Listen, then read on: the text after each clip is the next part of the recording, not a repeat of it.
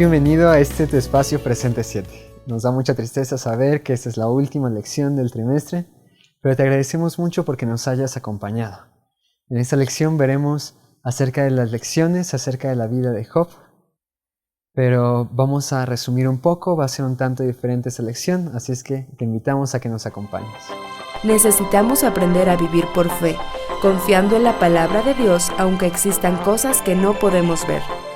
En esta lección vimos acerca de que nosotros somos un tanto ciegos, o debiéramos de ser un tanto ciegos frente a las cosas que nos rodean. ¿Por qué digo esto? Porque a veces vemos cosas que pasan en esta vida que no tienen cierta explicación. Sin embargo, según el Corintios capítulo 5, allí en el versículo 7 dice, porque por fe andamos, no por vista. Es decir, si estás caminando en la vida diaria y crees que tus problemas te acogen, entonces debes de cerrar los ojos y vivir solamente por fe. Ahora veamos en el capítulo 4, en el versículo 18, que dice, no mirando nosotros las cosas que se ven, sino las que no se ven, pues las cosas que se ven son temporales, pero las que no se ven son eternas. Si Job hubiera echado un vistazo tantito más hacia la eternidad, se hubiera dado cuenta que las cosas que pasaban en ese momento no tendrían tanta importancia. ¿Quieres tú darle un vistazo también a la eternidad? Satanás es el responsable del mal que hay sobre la tierra, no Dios. Vemos allí en la vida de Job cómo es que Job declaró unas palabras muy importantes que aparecen en Job capítulo 2, en el versículo 10. Y él dijo, como suele hablar cualquiera de las mujeres fatuas, has hablado, que recibiremos de Dios el bien y el mal no lo recibiremos. En todo esto no pecó Job con sus labios. Dice, no recibiremos también el mal de parte de Dios. Es verdad que no debemos de buscar las calamidades en nuestra vida, pero si éstas llegaran a suceder, debiéramos de saber que Dios está al control de todo. Ahora, estas palabras me llegan mucho también porque Dios es un Dios que no va a permitir ser tentados más de lo que podamos ser, de lo que podamos soportar. Dios pone esos límites de los que comentábamos a Satanás. Dios también está atento a nosotros y nos cuida, no nos dejará sin comer, no nos dejará sin vestir, no nos dejará sin muchas cosas si nosotros se lo pedimos.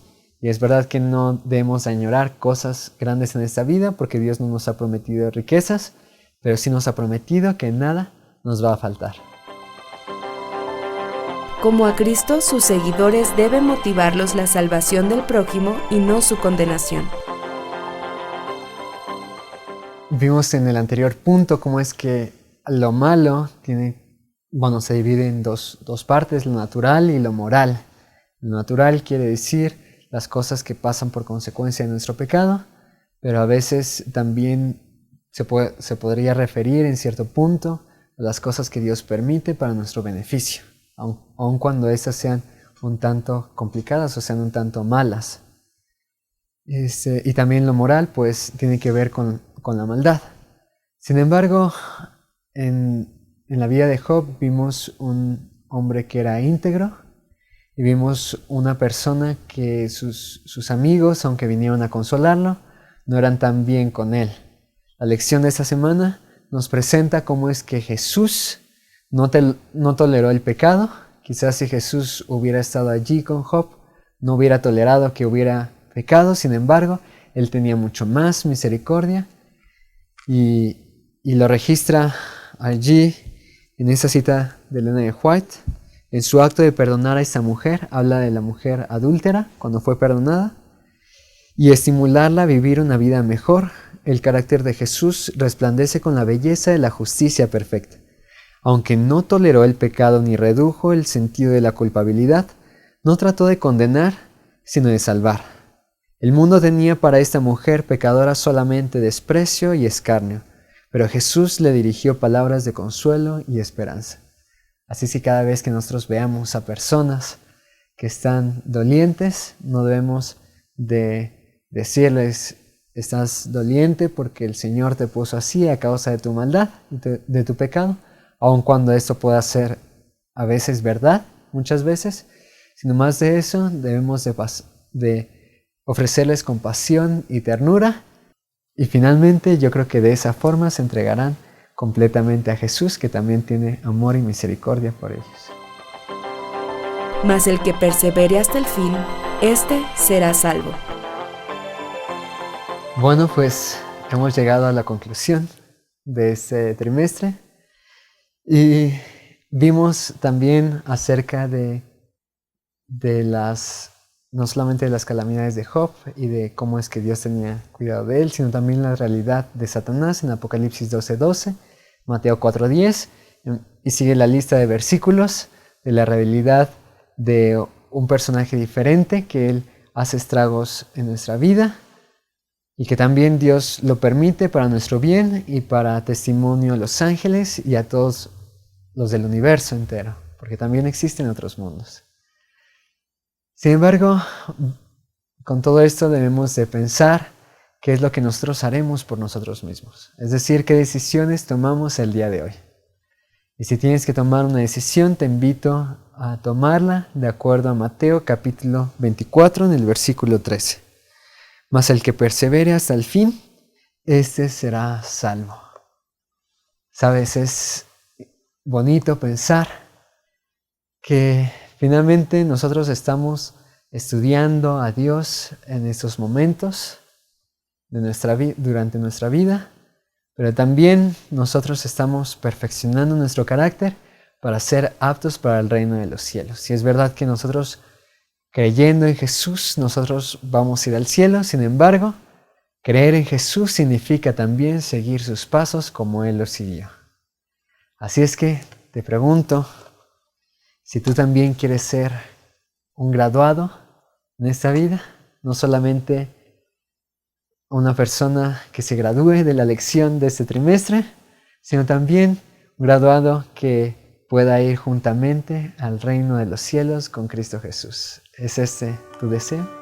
Para maestros, ¿cómo estudiar esta lección con tus alumnos?